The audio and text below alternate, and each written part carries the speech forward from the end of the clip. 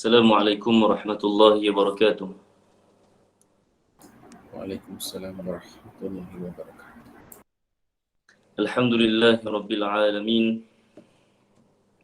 Wassallallahu ala sayyidina Muhammadin taha al-amin wa ala alihi wa sahbihi ajma'in. Allahumma la sahla illa ma ja'altahu sahla wa anta taj'alul hazna idha syi'ta sahla. Allahumma 'allimna ma jahilna wa dhakkirna ma nasina وزدنا علما ونعوذ بك من حال أهل النار.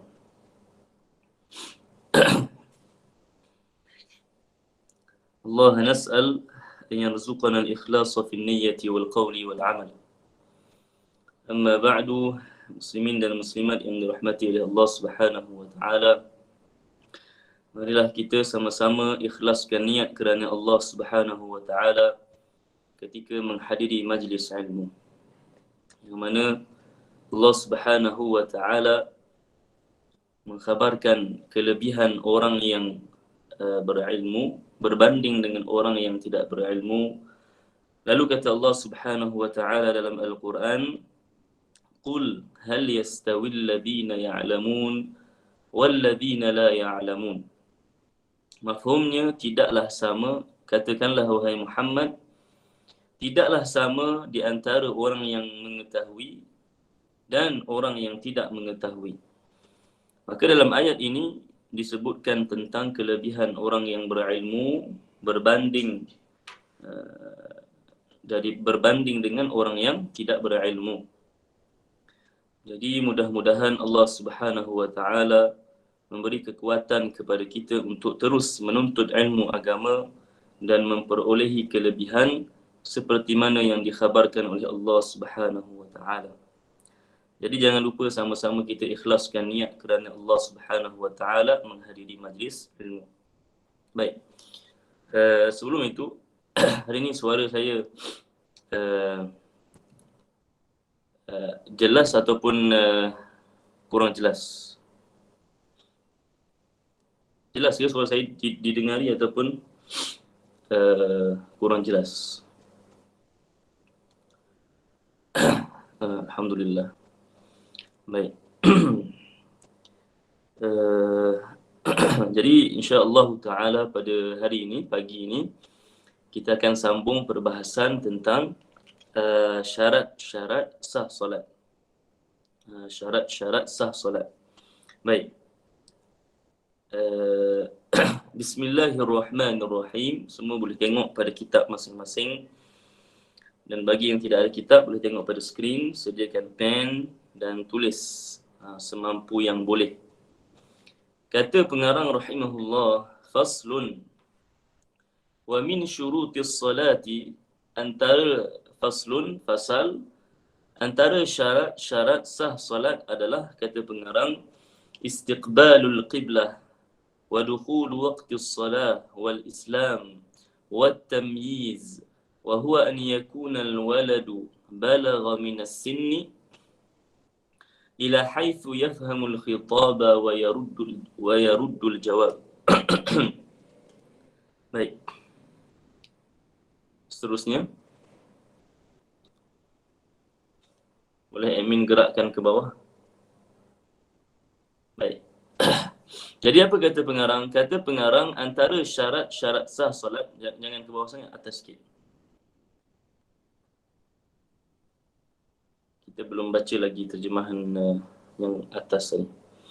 Baik, antara syarat sah solat adalah menghadap kiblat.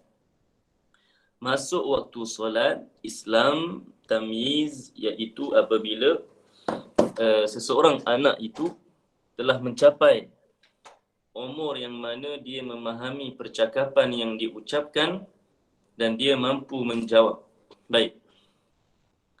Jadi yang kita akan pelajari pada hari ini adalah tentang syarat-syarat sah solat seseorang itu.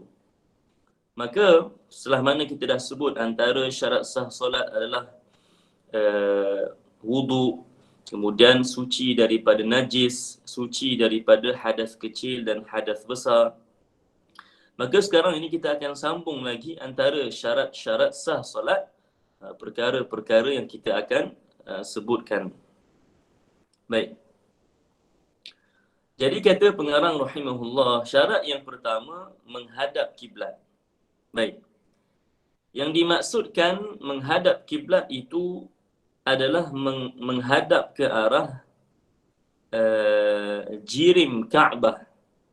Menghadap ke arah jirim Kaabah atau sesuatu yang berselari dengan jirim Kaabah. Atau sesuatu yang berselari dengan jirim Kaabah. Baik.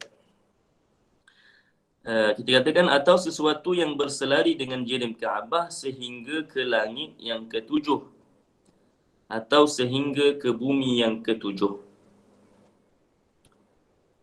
Saya ulang sekali lagi. Apa yang dimaksudkan dengan menghadap kiblat? Kiblat apa maknanya? Al-qiblatu kata ulama hiya al-Ka'bah aw ma yuhadhiha ila as-sama'i as-sabi'ah aw ila al-ardi as-sabi'ah. Baik. Jadi bila kita katakan kiblat, dia tidak semata-mata yang dimaksudkan adalah Kaabah semata-mata. Tetapi yang dimaksudkan kiblat adalah Kaabah dan sesuatu yang berselari dengannya. Kalau dari arah atas sehingga ke langit yang ketujuh, garisan yang berselari dengan Kaabah itu juga dinamakan sebagai kiblat. Sama juga kalau arah bawah Kaabah, bawah tanah, garisan yang berselari dengan Kaabah sampailah ke bumi yang ketujuh, itulah yang dinamakan sebagai Kaabah. Maka sebab itu bila mana dia menunaikan solat sedangkan dia berada di tempat yang tinggi, katakan seseorang yang berada di angkasa katakan, ataupun berada di atas kapal terbang. Bila mana dia berada di atas kapal terbang dan dia ingin menunaikan solat secara menghadap ke arah kiblat, maka bagaimana dia menghadap ke arah kiblat? Bukan dengan cara dia mencondongkan badannya. Katakan dia solat dalam keadaan berdiri, bukan bermakna dia kena menghadap dengan cara dia condongkan badannya itu supaya dia dikira sebagai menghadap ke arah Kaabah. Tidak. Mentang-mentang Kaabah dekat bawah, dia pun condong ke bawah macam tu. Bukan macam tu. Tetapi yang dimaksudkan dia menghadap ke arah ataupun ke garisan yang berselari dengan Kaabah. Maka sebab itu dalam kapal terbang ke, di ruang angkasa ke, dia kena cari mana garisan yang berselari dengan, betul-betul berselari dengan Kaabah. Maka bila mana dia dah jumpa garisan tersebut, arah mana, maka dia hanya perlu menghadap ke arah garisan tersebut. Sesuatu yang berselari dengan Kaabah. Kerana itulah yang dimaksudkan dengan kiblat, iaitu jirim Kaabah dan sesuatu yang berselari dengannya daripada arah atas sehingga langit yang ketujuh dan daripada arah bawah sehingga ke bumi yang ketujuh. Sama juga seperti kalau orang yang dia solat di bawah tanah, katakan dia bekerja sebagai orang yang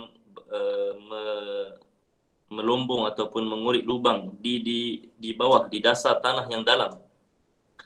Takkanlah kalau dia nak solat, kalaulah kita kata kiblat itu hanya semata-mata jirim Kaabah sahaja, kotak hitam itu, binaan itu, kalaulah itu yang dimaksudkan, maknanya kalaulah seseorang solat di bawah tanah, adakah bermakna dia perlu dongakkan kepalanya dan badannya supaya menghadap ke arah Kaabah? Jawapannya tidak.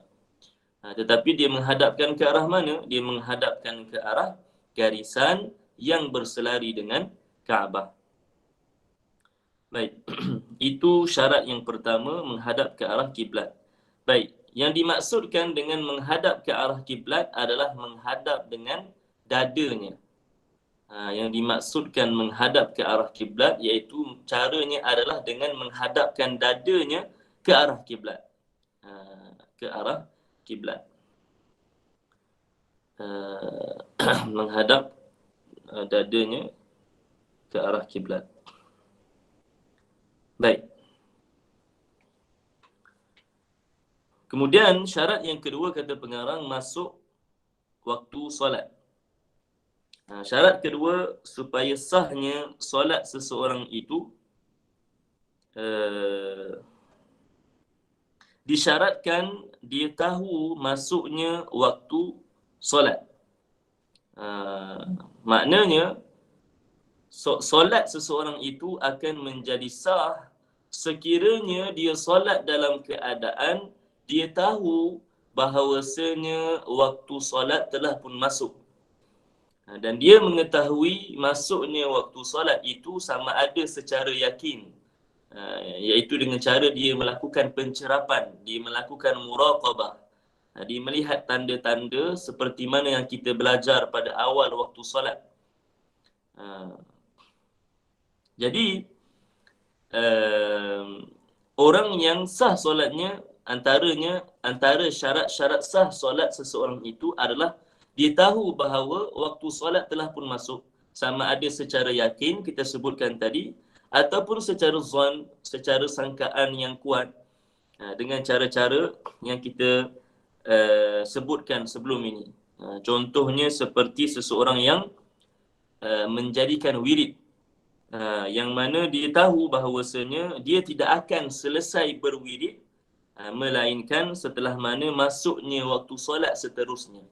Sebelum ni kita pernah sebut, katakan seseorang itu setiap lepas solat maghrib dia ada wirid.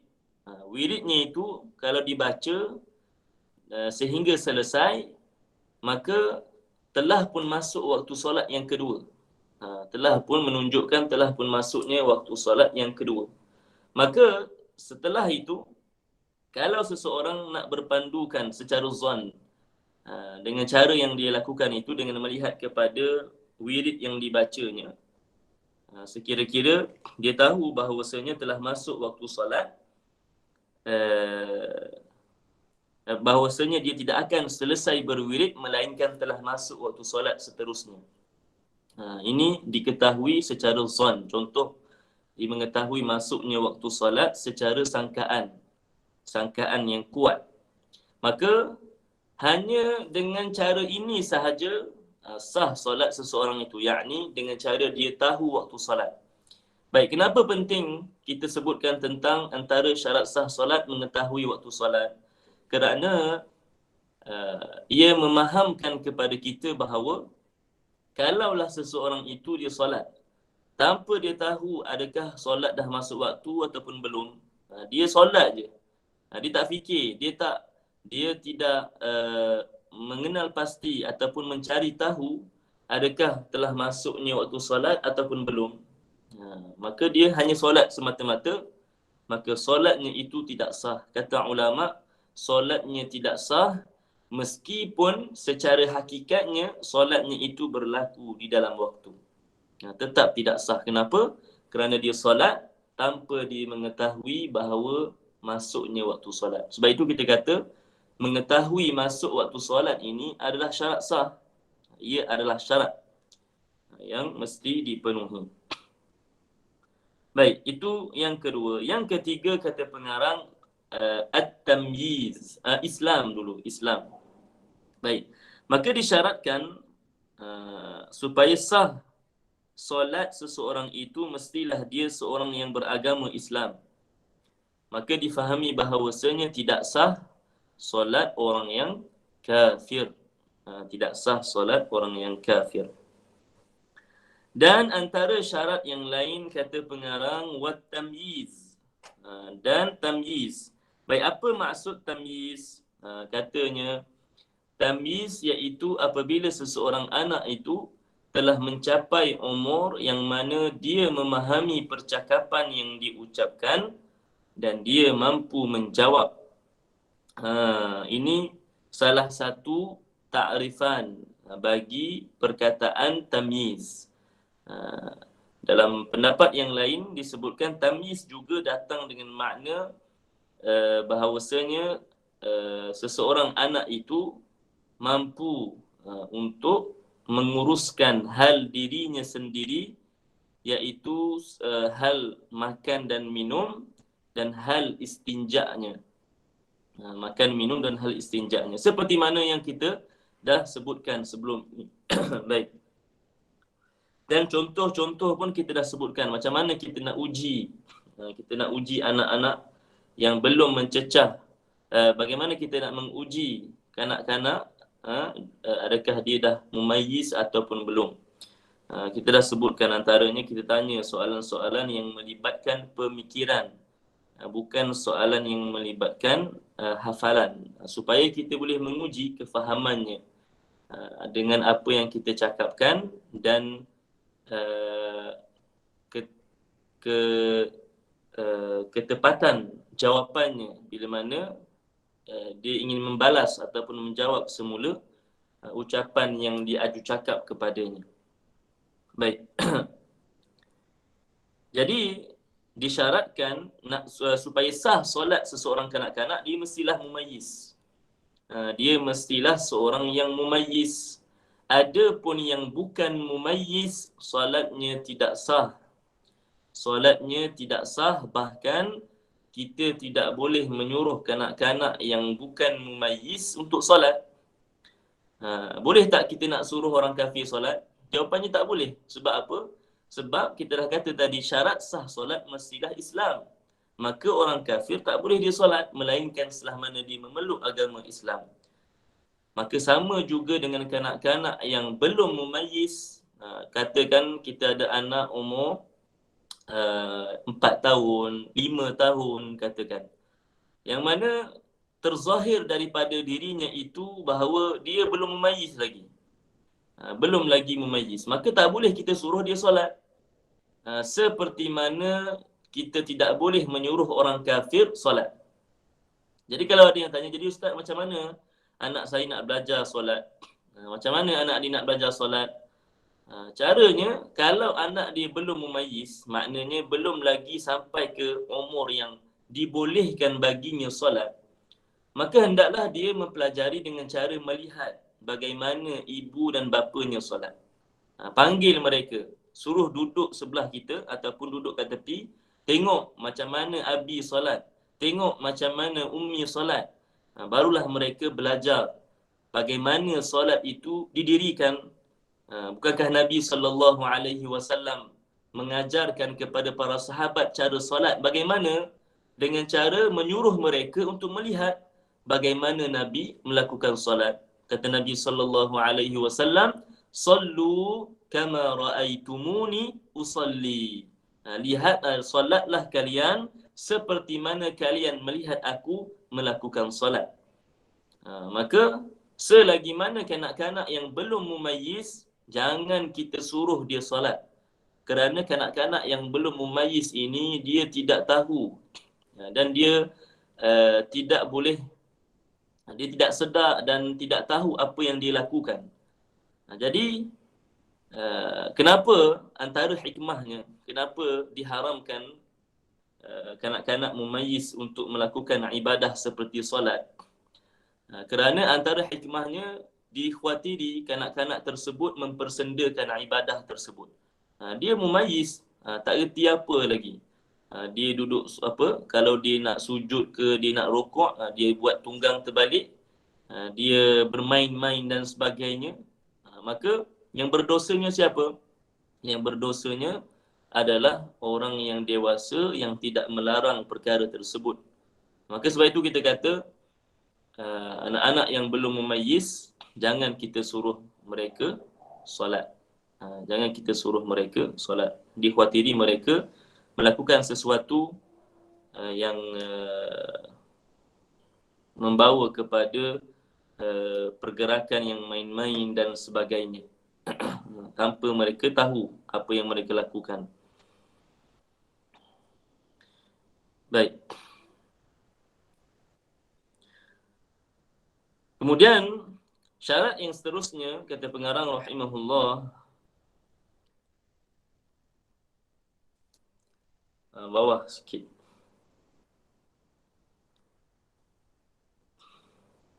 Katanya wal ilmu bi fardiyatiha wa an la ya'taqida fardan min furudiha sunnah. Kata pengarang rahimahullah, dan mengetahui kefarduannya dan dia tidak meyakini salah satu rukun daripada fardu-fardunya sebagai sunat. Baik. Jadi antara syarat sah solat juga, mestilah seseorang itu mengetahui kefarduan solat yang dilakukan. Dia mesti mengetahui kefarduan solat yang difardukan. Sebagai contoh, kalau seseorang itu dia nak kerjakan solat zuhur, solat fardu, maka hendaklah dia tahu ketika mana dia mengerjakan solat zuhur tersebut, hendaklah dia tahu bahawa solat itu adalah solat fardu. Dia tahu bahawa solat itu adalah solat yang wajib. Adapun kalaulah dia nak solat zuhur, katakan dia nak solat zuhur, tetapi keyakinannya itu dia faham, yang dia tahu solat zuhur ni sunat sahaja, maka tidak sah solatnya. Maka tidak sah solatnya. Sebab apa kita kata tadi, syarat sah solat seseorang itu sekiranya sah, antara syarat sah solat seseorang itu sekiranya dia mengetahui kefarduannya. Ini bagi solat fardu. Baik. Dan antara syarat-syarat yang lain juga kata pengarang, dan dia tidak meyakini salah satu fardu, yakni rukun daripada fardu-fardunya sunat. Maksudnya apa? Maknanya benda yang wajib jangan dia anggap ianya sunat. Ianya sunat sahaja, maka dia pun tinggalkan. Dia pun tinggalkan perkara-perkara sunat tersebut yang disangkanya. Sebagai contoh, bacaan Al-Fatihah adalah rukun, fardu. Bacaan tahiyat akhir adalah rukun, fardu. Maka katakan bila mana seseorang itu solat dalam keadaan jahil. Dia solat dalam keadaan jahil, lalu dia menyangka Al-Fatihah itu sunat, baca tahiyat akhir itu sunat sahaja, tanpa yakni dia tidak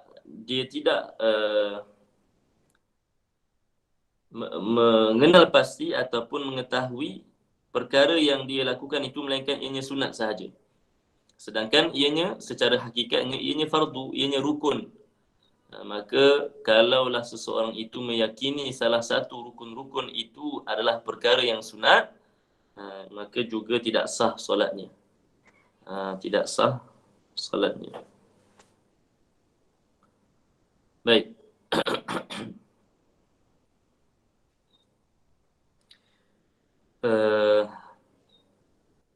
Syarat yang seterusnya, antara syarat-syarat sah solat kata pengarang rahimahullah, was-satru bima yasturu lawnal basharah li jami'i badanil hurrah illa al-wajha wal kaffain wa bima yasturu ma baina as-surrati wal rukbati fi dzakar wal amati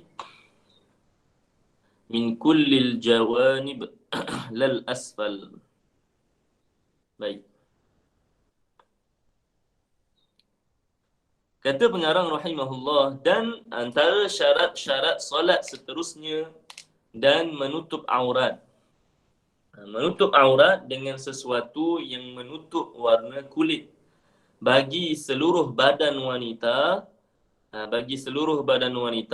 yang merdeka, melainkan wajah dan telapak tangan. Dan sesuatu yang menutupi aurat di antara pusat dan lutut bagi lelaki dan hamba perempuan dari semua sudut melainkan bawah. Baik. Dalam bab aurat ini ada beberapa perkara penting yang kita kena faham. Dan kita cuba sebutkan satu persatu. Yang pertama, kita kena faham apa yang dimaksudkan dengan menutup di sini, menutup aurat. Adakah menutup dengan makna menutup bentuk badan, ataupun menutup warna kulit, ataupun menutup yang dimaksudkan kalis air ke macam mana? Jadi kata pengarang dan menutup aurat dengan sesuatu yang menutup warna kulit. Jadi yang dimaksudkan menutup aurat, tuan-tuan dan puan-puan kena faham. Tuan-tuan dan puan-puan, kita kena faham satu benda. Apa dia? Menutup aurat yang dimaksudkan adalah menutup warna kulit. Kenapa saya mengulang perkara ini? Supaya kita boleh membezakan dengan masalah ataupun isu menutup bentuk tubuh badan. Jadi, yang dimaksudkan pertama sekali oleh kerana perbahasan kita berkaitan dengan menutup aurat, menutup aurat yang dimaksudkan adalah menutup satru launil basyarah, menutup warna kulit. Itu maknanya. Maka sebab itu difahami daripada apa yang kita sebutkan bahawa kalaulah seseorang itu dia memakai pakaian yang jarang, sekira-kira tidak menutup warna kulitnya, kata ulama disebutkan dalam kitab, boleh dibezakan. Sehingga kan boleh dibezakan yang berwarna putih dan yang berwarna hitam. Maknanya kalaulah seseorang itu pakai baju hitam yang nipis dan kulitnya putih, kalaulah boleh dibezakan. Kalau boleh dibezakan, maknanya kita boleh nampak putih itu dengan hitam. Kalau boleh dibezakan, maknanya seseorang itu belum lagi menutup aurat. Meskipun secara luarannya dia dah tutup satu badan dengan kain dia, tinggal lagi kainnya itu kain yang nipis, yang terlalu jarang sehingga menampakkan warna kulitnya. Maka itu dikira sebagai tidak menutup aurat. Maka apa yang dimaksudkan dengan menutup aurat? Yang dimaksudkan dengan menutup aurat adalah menutup dengan sesuatu yang menutup warna kulit. Yang menutup warna kulit. Itu yang dimaksudkan menutup aurat. Adapun bentuk badan. Bentuk badan itu bukan termasuk dalam perbahasan yang kita sebutkan. Dan para ulama menyebutkan bahawasanya, bila kita kata, mereka menegaskan bahawasanya bukan yang dimaksudkan dengan menutup aurat itu juga menutup bentuk tubuh badan. Kerana menutup bentuk tubuh badan itu sesuatu perkara yang sukar untuk dilakukan. Sebagai contoh, kalau seorang perempuan, macam mana dia nak menutup bentuk tubuh badannya? Adakah dia perlu pakai kotak dan ataupun dia kotak kita katakan tadi, yakni sehingga tidak boleh menampakkan bentuk tubuh badannya. Sama juga dengan lelaki. Maka ditegaskan di sini yang dimaksudkan dengan menutup aurat adalah menutup warna kulit. Jadi faham dulu, yang pertama sekali itu maksud menutup aurat, menutup warna kulit pada bahagian yang kita akan sebutkan nanti. Okey, baik. Bila kita dah tahu apa maksud menutup aurat, kita kena tahu juga apakah itu aurat. Kerana aurat ini berbeza, lelaki sesama lelaki, lelaki dengan perempuan, perempuan dengan perempuan, perempuan dengan perempuan yang kafir, kemudian kalau bersama dengan mahram. Okey, baik. Jadi kata pengarang di sini, kalau wanita, auratnya apa? Katanya seluruh badan wanita yang merdeka, melainkan wajah dan telapak tangan. Dia kata kalaulah seorang muslimah, wanita muslimah, auratnya adalah seluruh tubuhnya.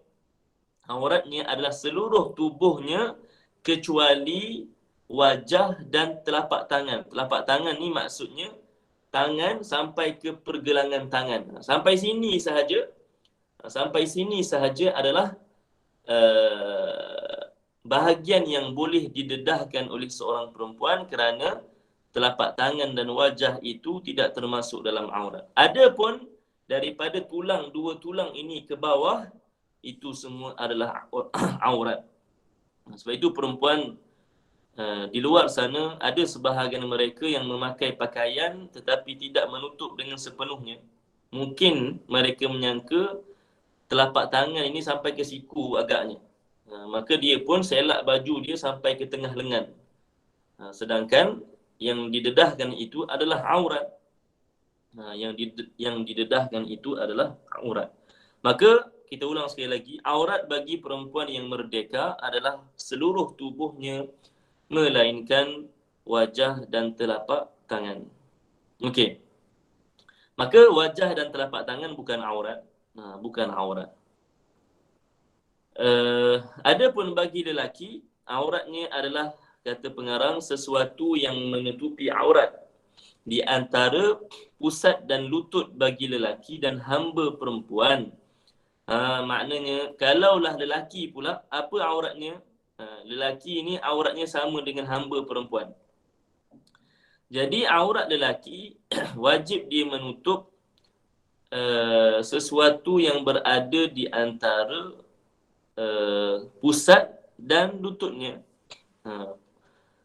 Pusat tak termasuk dalam aurat, lutut tidak termasuk dalam aurat, tetapi wajib kita tutup walaupun sebahagian kecil daripada kedua-duanya supaya berlaku penutupan aurat itu secara sempurna. Macam mana kita nak tahu kita tutup aurat bawah apa yang ada di antara pusat dan lutut ni dengan sempurna? Macam mana kita nak tahu? Dengan cara kita menutup walaupun sedikit daripada bahagian pusat dan walaupun sedikit daripada bahagian lutut. Supaya kita betul-betul memastikan bahawa aurat tersebut tidak didedahkan. Baik.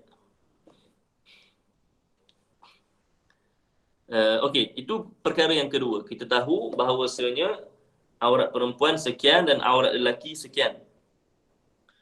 Aurat lelaki di hadapan mana-mana sahaja orang di hadapannya, lelaki ke, perempuan ke, mahram ke, bukan mahram ke, auratnya sama sahaja, iaitu sesuatu yang berada di antara pusat dan lutut. Kecuali bersama dengan isteri. Dengan isteri sahaja tidak ada aurat antara kedua-duanya. Adapun perempuan yang dewasa,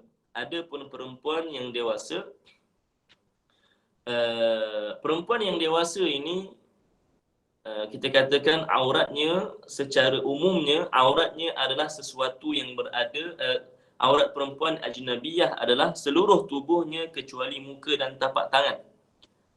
Kecuali sekiranya dia bersama dengan wanita yang sejantina, orang yang sejantina dengannya. Baik.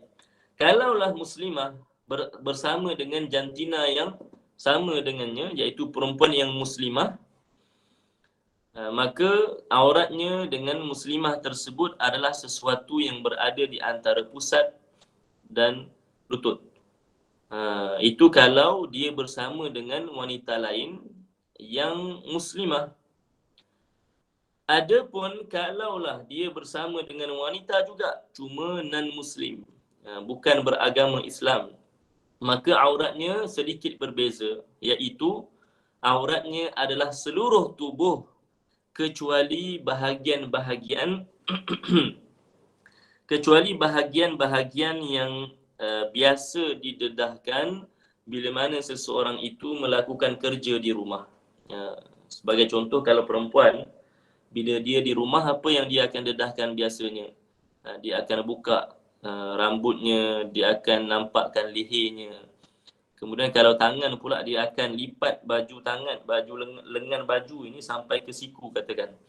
Dan dia akan lipat kaki seluar sampai ke separuh betis.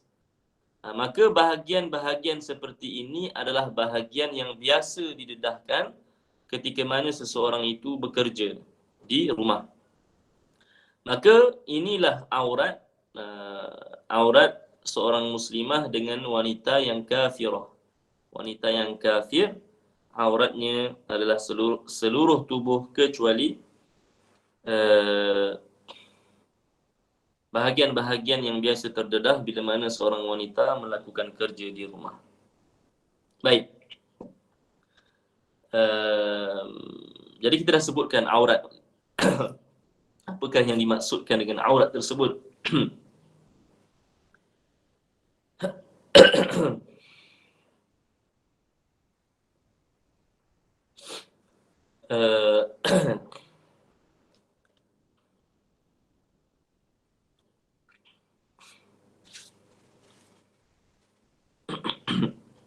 Baik. Jadi kita dah sebut dua benda, apakah yang dimaksudkan dengan menutup aurat dan apakah yang dimaksudkan dengan aurat. Baik. Ada satu perkara yang ketiga yang penting juga untuk kita faham. Apa yang disebutkan oleh pengarang pada akhir kata-katanya. Apa dia kata? Dari semua sudut melainkan bawah. Dari semua sudut melainkan bawah.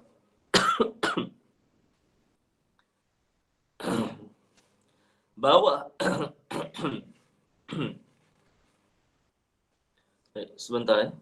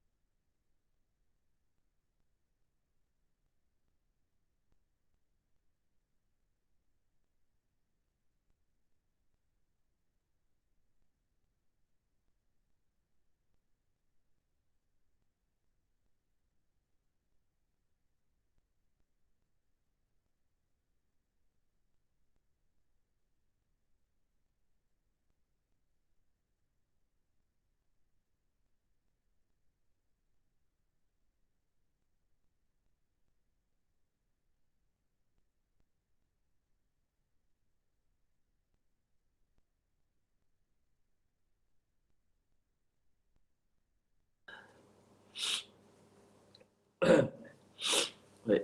Maafkan saya, hari ini kurang sihat.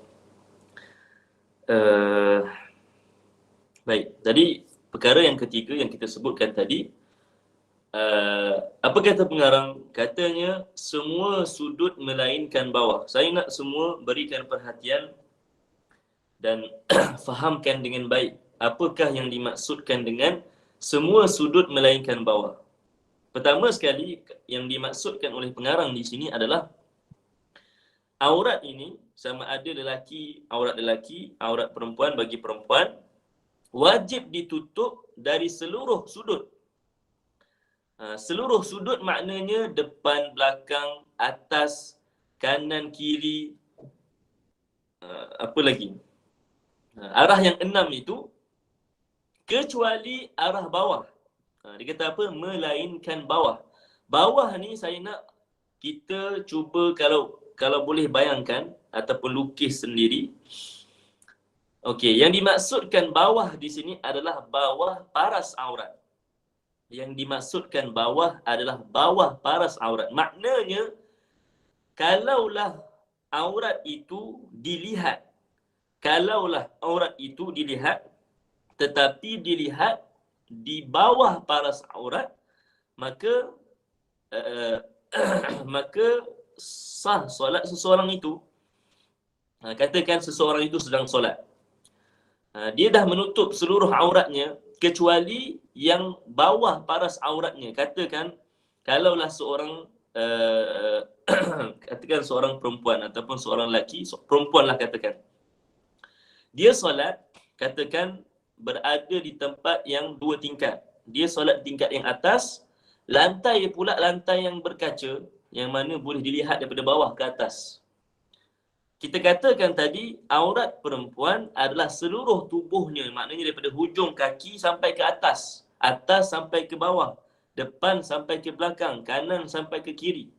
Semuanya itu kena tutup. Adapun Kalaulah aurat itu dilihat daripada bawah paras aurat. Bawah paras aurat maksudnya apa? Bawah kaki itu. Kalau dilihat daripada bawah kaki, yakni bawah paras aurat, terlihat aurat perempuan itu, adakah batal solatnya? Jawapannya tidak. Kenapa? Kerana yang dimaksudkan menutup aurat di sini adalah seluruh sudut, kanan, kiri, depan, belakang, atas, kecuali bawah, yakni bawah paras aurat. Maka yang dimaksudkan bawah di sini adalah bawah paras aurat, bukan semata-mata bawah. Kenapa saya sebutkan, kenapa saya nak jelaskan tentang kata pengarang bawah? Kerana boleh jadi seseorang itu salah faham. Boleh jadi seseorang itu salah faham bahawa semata-mata kalau dilihat daripada bawah sahaja, tak batal solat. Bukan begitu. Baik. Contoh, saya bagi contoh. Katakan seorang perempuan. Seorang perempuan bila mana dia menunaikan solat. Okey? Bila mana dia menunaikan solat, katakan dia pakai dia pakai telekong ke ataupun dia pakai baju sahaja ke. Katakanlah bila mana dia menunaikan solat, waktu dia rukuk sebagai contoh, maka katakan terdedah pakaiannya sedikit.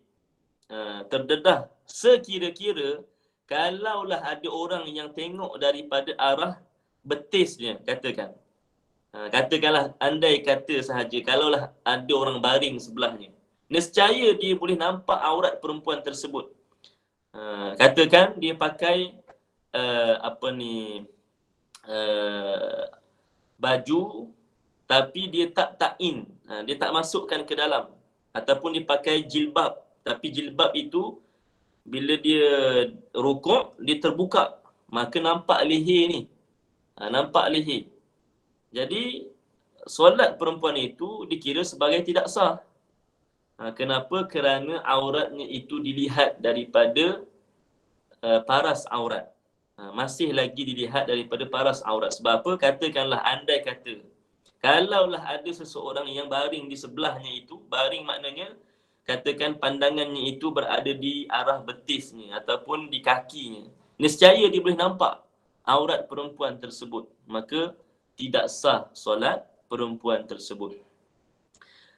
Adapun yang kita kata tadi melainkan bawah. Bawah ini maksudnya memang betul-betul bawah paras aurat. Adapun kalau daripada arah betis, arah lutut, itu masih lagi di paras aurat, masih lagi termasuk dalam aurat. Jadi yang dimaksudkan menutup aurat di sini adalah menutup seluruh sudut aurat kecuali bawah paras aurat. Sama juga dengan lelaki. Katakan seorang lelaki dia pakai baju jubah yang kolanya besar. Katakan kolanya besar. Bila mana dia rukuk, bila mana dia rukuk dan dia tidak menutup aurat dengan sempurna, katakan bila mana aurat lelaki antara pusat dan lutut, seluar jubah yang kat dalam dipakai itu ataupun kain plekat yang dipakai di dalam itu dipakai bawah pusat. Dipakai bawah pusat maknanya dia tidak menutup aurat daripada seluruh sudut. Sebab apa? Kerana nanti bila mana dia rukuk, memanglah kalau dia berdiri tak nampak. Tapi bila mana dia rukuk, bila terdedahnya jubahnya itu, orang boleh nampak auratnya. Auratnya itu terdedah. Lain kalau awal-awal lagi dia angkat kain plekatnya itu kat pusat. Itu lainlah sebab dia dah menutup aurat.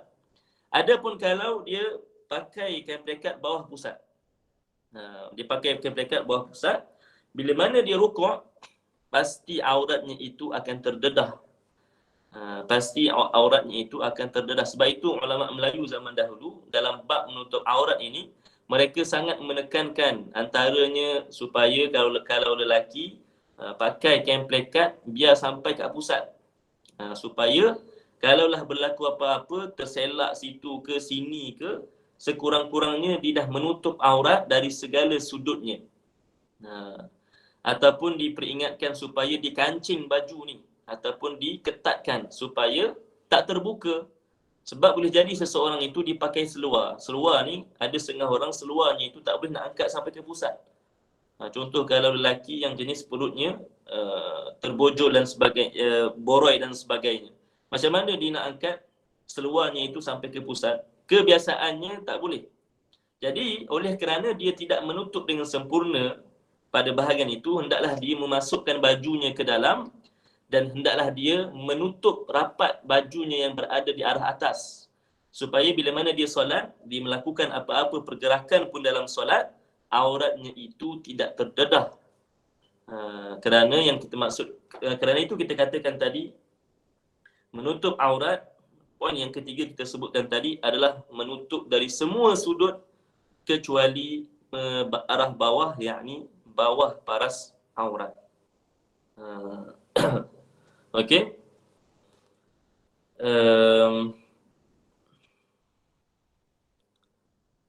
Sebab itu ada isu yang mana kadang-kadang orang persoalkan, apakah hukum kalau perempuan, wanita yang memakai telekung one piece ataupun yang pakai two pieces. Kan ada isu yang disebutkan, apakah hukum perempuan yang memakai telekung tersebut? Baik. Muslimin dan muslimat yang dirahmati oleh Allah Subhanahu wa taala, isunya di sini bukan pada telekung one piece ataupun two pieces. Telekung one piece ke two pieces ke dah dipakai selama bertahun-tahun. Maknanya bukan salah pada telekung tersebut. Yang salahnya siapa? Yang salahnya orang yang tidak mempelajari hukum tersebut sehingga dia boleh menyesuaikan keadaannya dengan pakaian yang dipakai. Baik.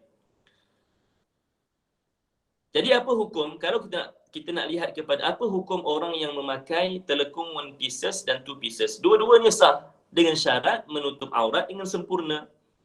Kalau kedua-duanya, tak kisahlah kalau Cik Kiah dia nak pakai telekung one pieces. Dan telekung one pieces ini dia dah cover, dia dah tutup seluruh tubuhnya. Maka dia terselamat. Adapun kalau katakan Cik Minah nak pakai telekung two pieces. Baik. Apa yang kebiasaannya dipersoalkan dalam memakai telekung two pieces ini, yang menjadi masalahnya kalaulah seorang perempuan itu dia tidak menutup auratnya dengan sempurna bila mana dia memakai telekung two pieces. Dia tidak memakai pakaian yang menutup aurat dengan sempurna. Sebab apa? Kalau kita tengok telekung two pieces ini, bila mana kita kata two pieces, maknanya ada bahagian atas dan ada bahagian bawah. Yang menjadi masalahnya bila mana perempuan-perempuan melakukan pergerakan-pergerakan tertentu. Seperti rukuk katakan. Yang mana kalau kita biasa tengok perempuan yang pakai two pieces dan mereka sedang melakukan rukuk, pasti telekungnya itu akan terbuka ke depan dan bahagian dalam ini akan terdedah pada arah bawah. Baik. Di sini yang menjadi masalahnya kalau seseorang perempuan yang memakai telekung two pieces tetapi tidak menutup aurat sepenuhnya di dalam.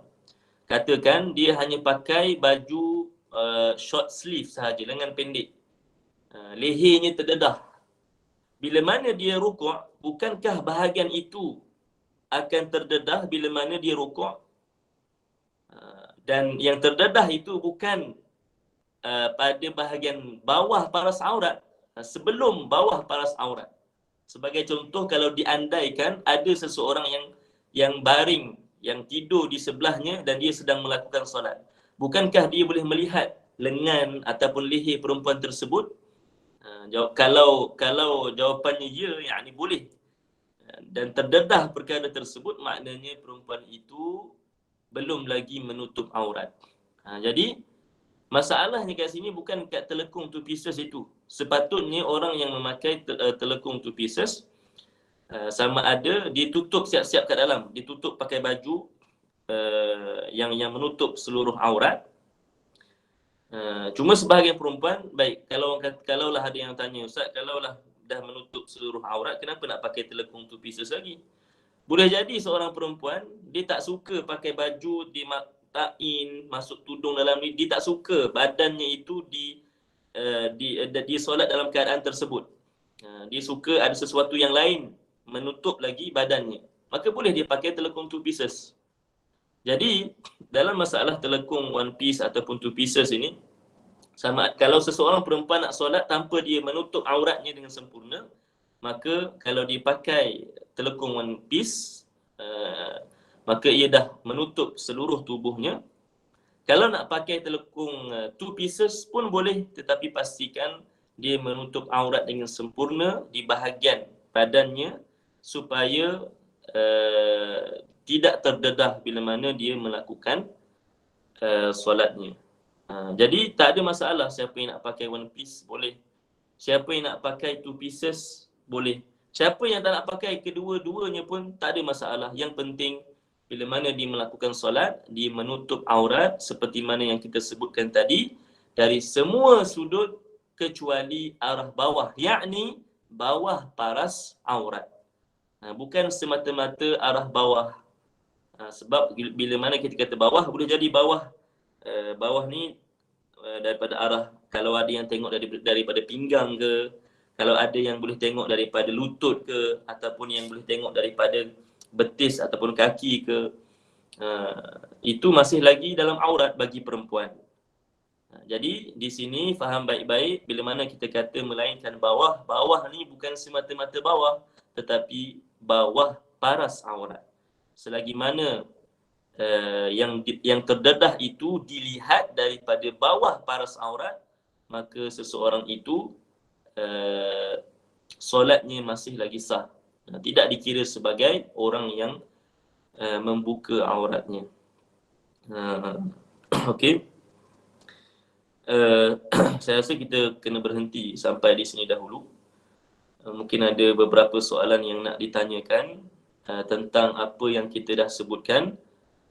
Jadi siapa yang ada soalan yang kurang jelas dan sebagainya boleh tanya semula, boleh type ataupun tanya secara langsung.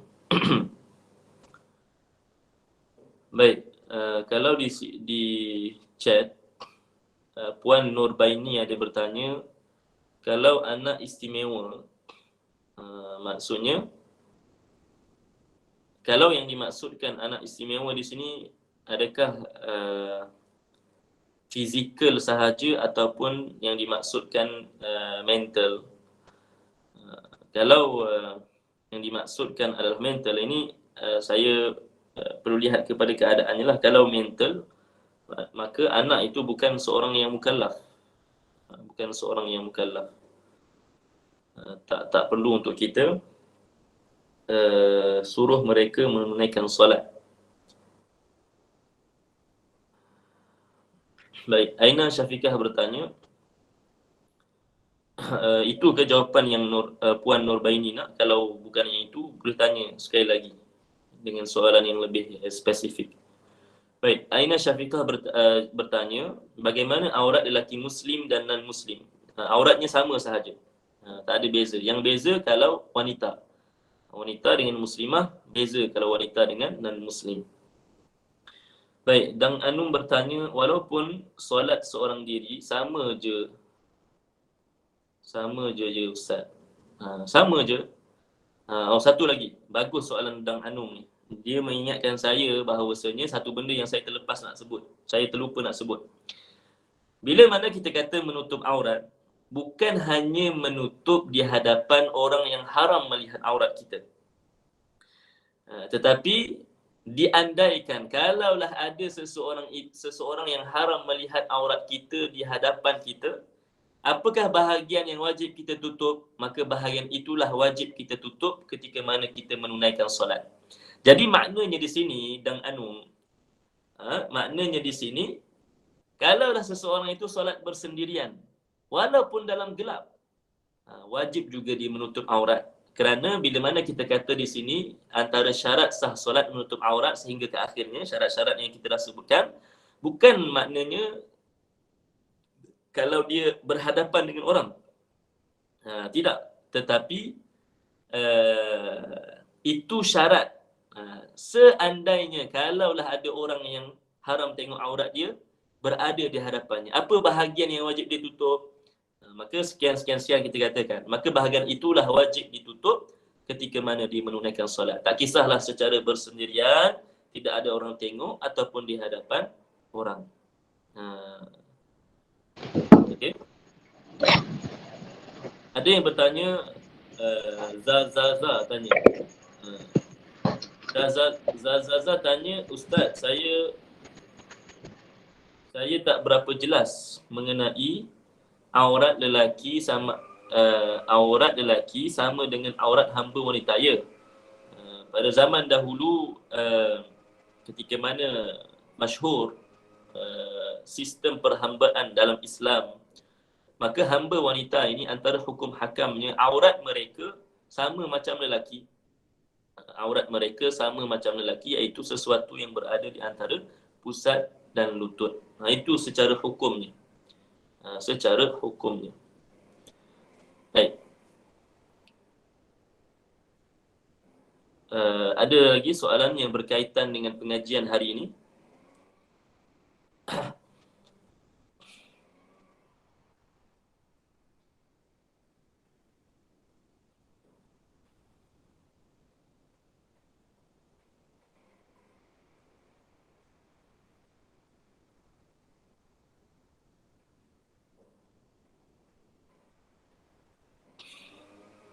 Ada lagi sesiapa yang nak bertanya?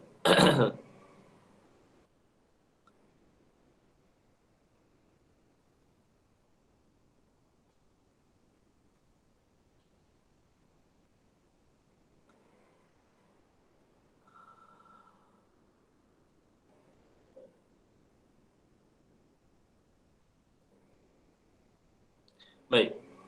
Kalau tak ada lagi soalan yang nak ditanyakan, saya nak menjawab soalan Nur Hayati Yusof yang bertanya tentang solat jamak takdim.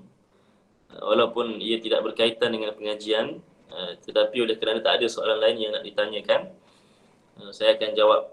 Baik, kata Puan Nur Hayati Yusof, kalau kita solat jamak takdim,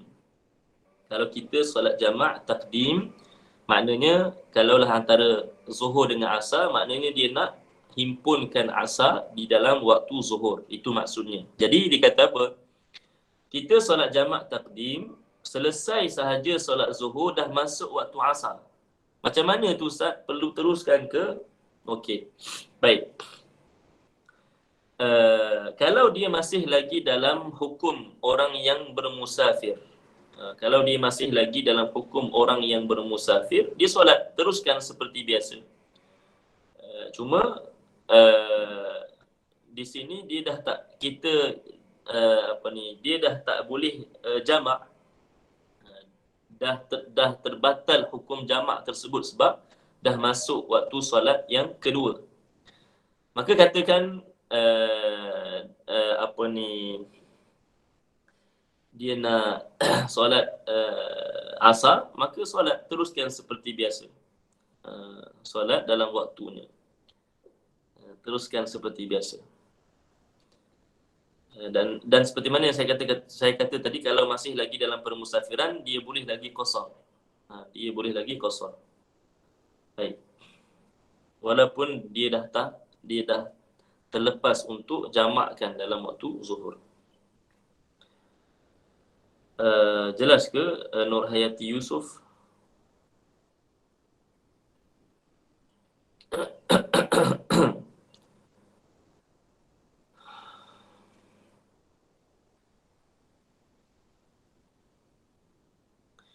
Baik. Ada apa-apa lagi soalan yang nak ditanyakan berkaitan dengan yang saya lebih nak tahu jelas ataupun tidak adalah pada penerangan yang berkaitan dengan aurat. Adakah penerangan tentang aurat pada hari ini jelas untuk semua? Kalau jelas, cuba komen semua. Jelas. Supaya saya yakin bahawa semua faham dengan perbahasan kita yang berkaitan dengan aurat pada hari ini. Khususnya, walaupun kita dah sebutkan daripada awal-awal syarat tadi.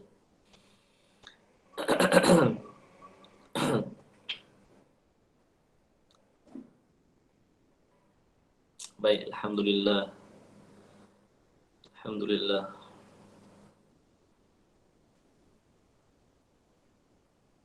Okey.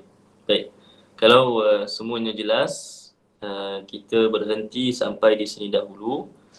Saya harap semua jangan lupa kita buat ulang kaji dan kita dah masuk bulan yang ketiga, iaitu bulan 12, yang mana kita akan lakukan quiz untuk bulan November, bulan yang lepas. InsyaAllah nanti PIC program daripada markas masing-masing akan sebarkan soalan-soalan quiz, dan saya minta semua boleh menjawabnya supaya kita boleh menilai. Pertama sekali, kita tak adalah nak buat sangat exam dan sebagainya, tetapi tujuannya supaya kita boleh tengok adakah pelajar faham dengan apa yang disampaikan. Itu objektif utama, dan kita nak sampai dan mereka faham apa yang disampaikan. Dan daripada situ juga kita boleh antara objektifnya juga kita boleh tahu pelajar mana yang konsisten, sentiasa bersama dengan kita, pelajar mana yang betul-betul faham dan tahu bagaimana nak menjawab. Jadi itu tujuan kita lakukan quiz. InsyaAllah dalam beberapa hari lagi akan dikeluarkan soalan, mungkin hari Isnin diedarkan soalan-soalan quiz kepada para peserta untuk menjawabnya. Baik, Nora Ibrahim, ada satu soalan terakhir. Baik, saya anggap ini soalan yang terakhirlah. Nora Ibrahim bertanya, Ustaz, kalau tutup aurat tapi bentuk badan sedikit kelihatan, macam mana? Seperti bersolat pakai jubah, tak ada masalah. Masih selagi mana dia menutup aurat, maka solatnya itu sah. Kita tak bercakap soal orang yang memakai pakaian yang menampakkan bentuk tubuhnya. Saya tak masuk dalam isu berpakaian ketat. Isu berpakaian ketat ini memang ada ulama yang kata haram. Dan haram itu pada bahagian mana dan bagaimana kita tak nak sebutkan lagi. Kita bukan dalam isu tersebut. Cuma saya nak hantar tuan-tuan dan puan-puan semua faham satu benda. Beza kenapa kita kena tahu makna menutup aurat itu adalah yang dimaksudkan adalah menutup warna kulit, bukan menutup bentuk tubuh badan. Bukan menutup bentuk tubuh badan.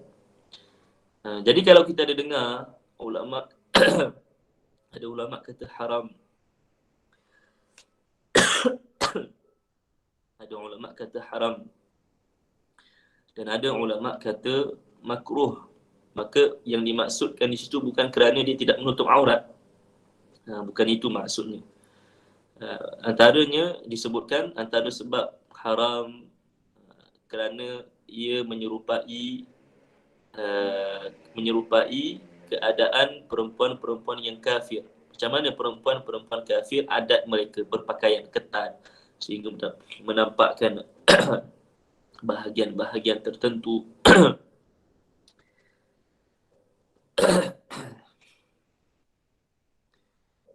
Jadi isunya di sini tidak berkaitan dengan menutup aurat ataupun tidak. Bukan itu isunya. Isu di sini antaranya adalah menyerupai kaum yang lain. Jadi sebab itu kita katakan dalam perbahasan yang berkaitan dengan aurat yang dimaksudkan adalah menutup warna kulit. Menutup warna kulit. Okey. Jadi kalaulah seseorang itu pakai pakaian yang menampakkan bentuk badan walaupun sedikit, itu tidak menjadi masalah dan tidak memberi kesan pada pahala solatnya. Okey. Itu sahaja pada hari ini. Barakallahu fikum wa ahsanallahu ilaikum wa jazakumullahu khaira. InsyaAllah semoga kita bertemu lagi pada masa akan datang. Assalamualaikum warahmatullahi wabarakatuh.